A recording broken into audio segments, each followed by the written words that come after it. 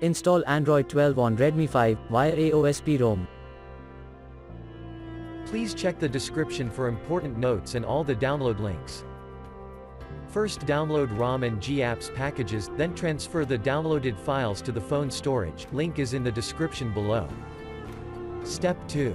Boot your device into TWRP recovery.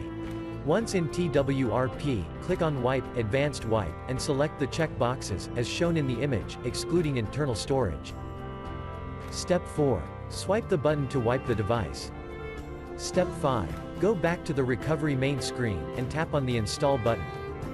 Step 6. Navigate to the storage, and select the ROM zip file.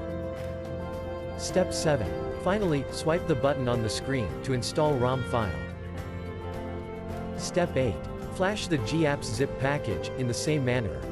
Step 9. After GApps flashing completes, select Wipe Cache and Dalvik from bottom left side of screen, and swipe to wipe. Step 10.